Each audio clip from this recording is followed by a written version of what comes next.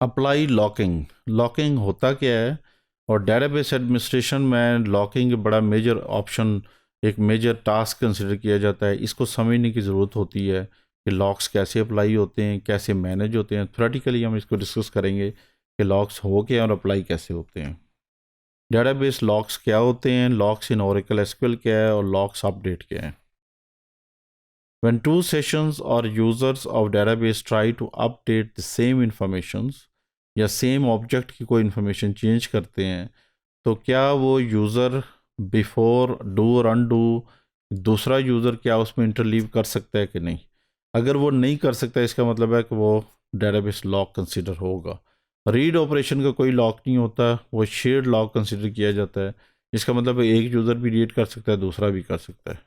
Once he is done with this update delete, he commits rollback or commit transaction which release the logs।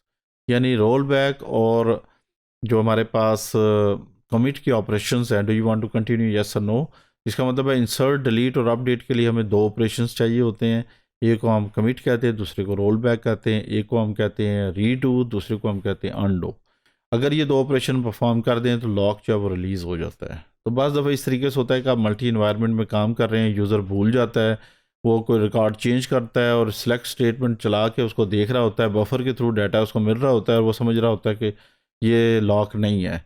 लेकिन बाकी user जो हैं वो उसको, उनकी जो जितनी ट्रांजेक्शन्स हैं वो वेट स्टेज में चली जाती हैं, यानी वो वेट कर रहे होते हैं कि जब तक अनलॉक नहीं होगा उनकी ट्रांजेक्शन्स नहीं चलेंगी। तो डेटाबेस लॉक्स का मतलब है कि object is locked before it performs any operation. Two types of locks हैं, एक को हम कहेंगे शेयर्ड लॉक और दूसरी को हम कहेंगे एक्सक्लूसिव लॉक। शेयर्ड लॉक हमारा नॉर्मली हम कंसिडर करते हैं सिलेक्ट या रीड डाटा को मैनेज करता है, जबकि एक्सक्लूसिव का मतलब है राइट ऑपरेशंस। फॉर एग्जांपल हमारे पास लॉक्स इन और एसक्यूएल हैं। लॉक्स इन एसक्यूएल का मतलब ये है कि हमारे पास दो ऑपरेशंस हैं। पहले ऑपरेशन में अगर आप ये देखें कि हमने सबसे पहले हमारे पास 7:05 पे हमने एक क्वेरी रन की है और इस क्वेरी ने एक रिकॉर्ड को चेंज कर दिया है।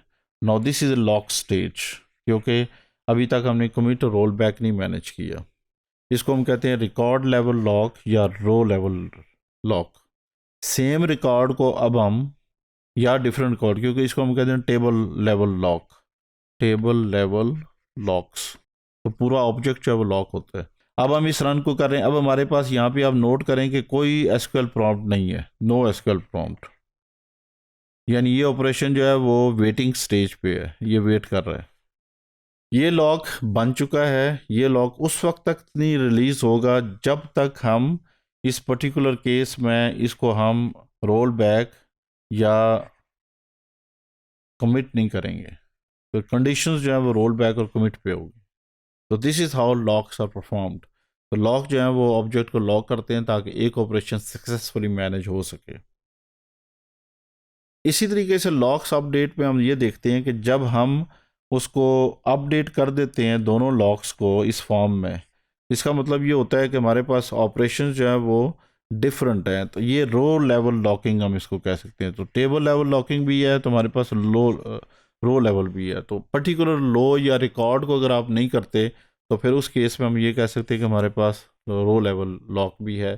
तो टेबल लेवल लॉक भी हो सकता है।